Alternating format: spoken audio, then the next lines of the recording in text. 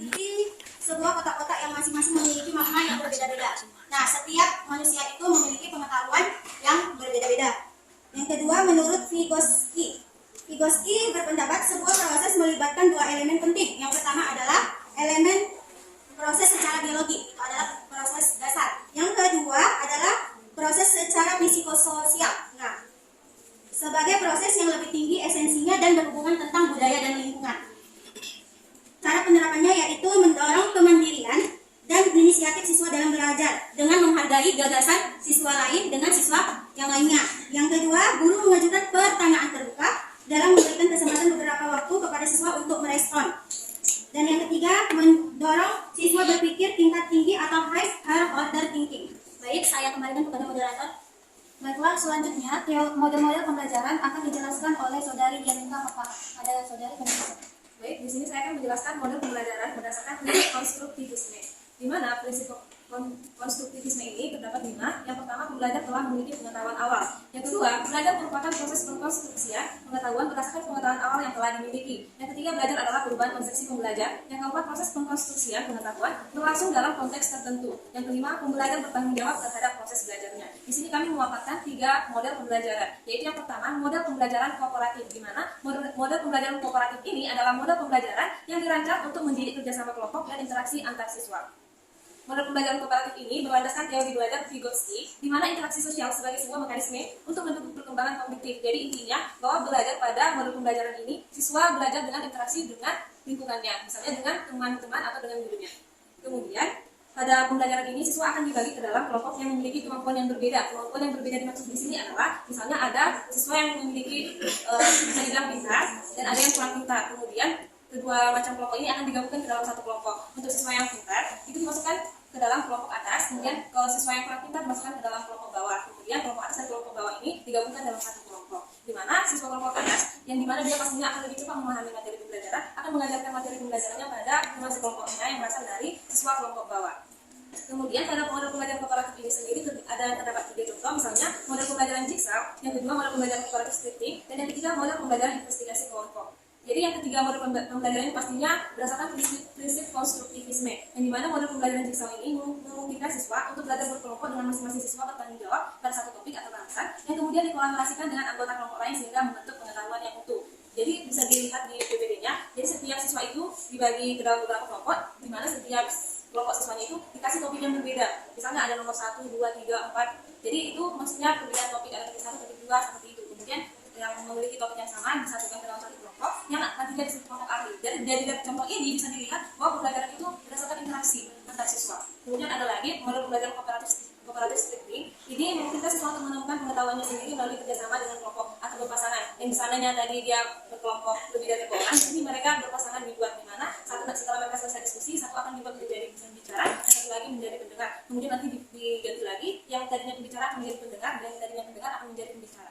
Kemudian ada model pembelajaran investigasi kelompok, yang dimana model pembelajaran ini melibatkan siswa secara maksimal dalam kegiatan pembelajaran, mulai dari merencanakan topik-topik yang akan dipelajari, bagaimana melaksanakan investigasinya, hingga melakukan presentasi kelompok dan evaluasi. Jadi intinya pada model pembelajaran kooperatif ini mereka belajar dengan adanya interaksi. Kemudian ada yang kedua model pembelajaran intuitif, model pembelajaran yang pada prinsipnya mengajak peserta didik untuk aktif bertanya dan bereksperimen secara mandiri selama proses belajar. Yang dimana model pembelajaran intuitif ini menggunakan pendekatan konstruktivisme, di mana setiap peserta didik dibebaskan untuk menciptakan makna dan pengertian baru berdasarkan interaksi antara apa yang telah diketahui dengan informasi baru yang dipelajari. Yang intinya di awalnya si peserta didik akan sudah terdapat suatu konsep, di mana dalam proses pembelajarannya dia akan berinteraksi misalnya dengan kelompok ataupun mencari informasi berdasarkan kelompoknya tadi. Kemudian pengetahuan yang didapatnya digabungkan dengan pengetahuan yang sudah ada dalam dirinya tadi, kemudian digabungkan dan menjadi suatu keseimbangan yang menghasilkan pengetahuan yang baru. Kemudian ada model pembelajaran problem based learning, di mana model pembelajaran ini merupakan model pembelajaran yang dalam prosesnya peserta didik dihadapkan ke dalam suatu permasalahan nyata sehingga peserta didik terangsang untuk belajar. Di mana model pembelajaran ini berlandaskan teori belajar sosial konstruktivisme Vygotsky, di mana pembelajaran yang dapat memberikan ilmu dan pengalaman siswa untuk bekerja secara mandiri dalam mengkonstruksi pengetahuan mereka sendiri. Jadi intinya model pembelajaran yang berlandaskan prinsip konstruktivisme ini akan belajar sendiri, yang dimana dia pastinya berpusat pada siswa, yang utamanya dia belajar dengan adanya interaksi dengan lingkungannya. Sekian dari saya kembalikan kepada moderator. Nah, selanjutnya untuk motivasi belajar akan saya jelaskan sedikit. Nah, yang pertama sebenarnya itu apa itu motivasi? Motivasi sebenarnya adalah dorongan, tekanan, ataupun semangat keinginan yang ada pada diri seseorang dengan tujuan dapat mencapai sesuatu. Nah, jadi ketika seseorang mempunyai keinginan atau dorongan atau semangat, dia akan termotivasi untuk mencapai hal yang dia inginkan. Nah, seperti itu namanya sebagai motivasi. Nah, di ruang kolaborasi kita terdapat beberapa studi kasus. Yang pertama ada Tania yang umurnya 7 tahun, memiliki kemampuan rendah dan keinginan yang rendah untuk sukses. Nah, ketika kita membaca mengenai Tania ini, dapat kita analisis bahwa Tania itu memiliki motivasi intrinsik yang rendah. Artinya, keinginan atau dorongan atau motivasi dari dalam dirinya sendiri itu sangat rendah. Jadi, untuk membantu Tania dalam pembelajarannya, seorang guru dapat merencanakan motivasi seperti yang pertama harus mengenali dulu apa sebenarnya kebutuhan dari Tania itu. Mulai dari dengan analisis peserta didik. Analisis peserta didik ini kita dapat mulai dari analisis mengenai kesiapan belajarnya. Nah, sejauh mana dia memahami suatu materi itu. Nah, kalau dasarnya dia belum siap, berarti kita perlu memberikan materi dasar kepadanya. Baru kemudian mengetahui gaya belajarnya. Nah, sebenarnya Tania ini suka belajar yang seperti apa? Suka yang berbasis visual atau audio visual. Nah, kemudian minat dan bakatnya. Nah, dari minat dan bakatnya ini kita dapat mengembangkan media platform pembelajaran yang cocok supaya dapat memotivasi si Tania untuk dapat belajar sehingga memotivasinya untuk sukses. Nah, selanjutnya diiringi dengan materi dan media pembelajaran yang menarik, kita dapat memperjelas tujuan yang ingin dicapai dan manfaat pembelajaran itu. Nah, ketika kita menjelaskan suatu materi atau membawakan suatu materi, ketika kita menyampaikan apa tujuannya, kemudian apa manfaatnya, maka Tania atau peserta didik tersebut akan sadar sebenarnya dia dibawa kemana, apa gunanya dia mempelajari materi tersebut, sehingga dia termotivasi untuk melaksanakan pembelajaran. Kemudian, guru dapat memberikan banyak contoh dan latihan. Jadi ketika ada misalnya soal atau pertanyaan tertentu, guru bisa memberikan contoh-contoh tersebut, kemudian bagaimana penyelesaiannya. Nah, ketika sudah diberikan contoh, kemudian bagaimana penyelesaiannya, maka Tania bisa mengikuti apa yang dilakukan oleh gurunya tersebut. Nah, kemudian menciptakan suasana yang menyenangkan. Tentunya ini sangat penting, karena setiap guru tidak boleh terlalu monoton dalam membawa pembelajaran. Tentunya bisa diselangi dengan hal-hal yang humor atau hal-hal yang lucu. Kemudian mengadakan kompetisi, ini tujuannya untuk memacu keinginan untuk bersaing dengan sesama temannya dengan hal yang positif. Seperti bisa mengadakan kuis, dengan mengadakan kuis maka ada niat Tania untuk mencoba menjawab dan mendapat hadiah seperti itu. Kemudian memberikan penghargaan. Nah, ketika Tania sudah mulai menunjukkan kemampuannya yang lebih baik, sudah mau bekerja keras, maka kita dapat memberikan sebagai penghargaan seperti pujian, nilai ataupun hadiah yang lainnya. Sehingga kemampuan Tania tadi dapat ditingkatkan dan keinginannya untuk sukses juga dapat beriringan dengan kemampuannya. Nah, selanjutnya kasus yang kedua yaitu Samuel yang berumur 10 tahun yang bekerja keras untuk menjaga harga dirinya pada tingkat tinggi, tetapi memiliki rasa takut akan gagal yang kuat. Nah, berarti dia sudah bekerja keras, tapi dia masih takut akan gagal. Nah, berarti si Samuel ini membutuhkan penghargaan, tapi dia masih belum memiliki keberanian jika ada sesuatu yang sulit. Nah, jadi bagaimana kita memotivasinya? Yang pertama, guru dapat memotivasinya dengan melibatkan siswa dalam berbagai kegiatan, seperti meminta siswa untuk merefleksikan pengalamannya. Misalnya kalau dia salah, kira-kira salahnya itu di mana? Nah, dari pengalaman tersebut, dia terbantu untuk berubah menjadi yang lebih baik. Kemudian, guru juga dapat meminta siswa untuk melakukan laporan harian tentang kegiatan apa saja yang mereka lakukan. Nah, dengan tujuan dari kegiatan mereka itu dapat meningkatkan motivasinya dalam belajar. Nah, kira-kira apa yang bisa diperbaiki, apa yang bisa ditambahi.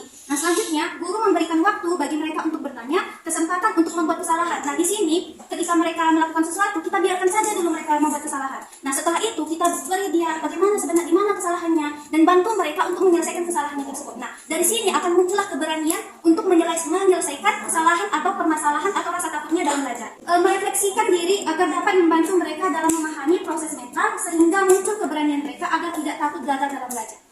Oke, kasus yang ketiga ada Sandra yang berumur 13 tahun yang tenang di kelas dan meremehkan keterampilan mereka. Jadi kalau berdasarkan hal tersebut, si Sandra membutuhkan aktualisasi diri dan komunikasi yang terbuka dengan siswa yang lainnya. Dan guru, untuk hal ini, guru dapat memberikan motivasi dengan memberikan pemahaman atau pentingnya nilai-nilai kerjasama dan saling membantu dan menguntungkan. Nah, jadi kita kalau kerjasama itu apa nilai-nilainya? Nah, apa manfaatnya? Apa untungnya sama kita? Nah, dan kemudian juga mengajarkan kejujuran dan kreativitas dan mengadakan tugas kelompok dan belajar teman sebaya sehingga muncul sosialisasi yang baik dan tidak ada timbulnya yang namanya meremehkan sesama teman. Selanjutnya itu Robert yang umurnya 16 tahun yang menunjukkan sedikit minat di sekolah dan saat ini tinggal bersama dengan bibinya dan kita sudah tidak dapat menghubungi orang tuanya. Nah, kalau berdasarkan hal tersebut, Robert atau siswa tersebut membutuhkan perhatian dan kasih sayang atau hubungan yang baik dengan keluarganya. Jadi untuk hal ini, guru dapat memotivasi siswa dengan cara guru melakukan pendekatan atau membangun hubungan yang harmonis dengan siswa. Nah, dari pendekatan tersebut, siswa akan mulai terbuka kepada kita. Nah, sebenarnya masalah dia di rumah itu apa? Kenapa dia tidak minat dalam pembelajaran? Nah, dari hal tersebut, juga guru dapat bekerja sama wali siswa tersebut, yaitu bibinya, membantu untuk memberikan perhatian lebih kepada Robert karena dia memang dari penjelasan studi tadi bahwa dia membutuhkan perhatian. Jadi walinya juga dapat memberikan perhatian di rumah dan guru dapat memberikan perhatian di sekolah. Nah, baru yang ketiga, guru mempersiapkan kegiatan pembelajaran yang bervariasi dengan model yang sesuai dengan kebutuhan siswa tersebut. Dan guru juga dapat memberikan motivasi dengan membangun, memelihara, dan memulihkan hubungan baik dengan keluarganya, dapat dengan mengembangkan minat bakatnya dan berprestasi. Jadi kita dapat memotivasinya dengan bilang seperti, ayo anakku, kamu harus mengembangkan minat dan bakat kamu. Kamu harus berprestasi sehingga kamu dapat membangun dan memelihara hubungan baik kamu dengan kedua orang tua kamu. Nah, sekian penjelasan kami dari kelompok 4. Baiklah teman-teman sekalian, jika ada yang mau bertanya, memberikan saran dan kritik, kami persilakan. Oke, pada Kak Jul kami persilakan. Baik, terima kasih untuk kesempatannya.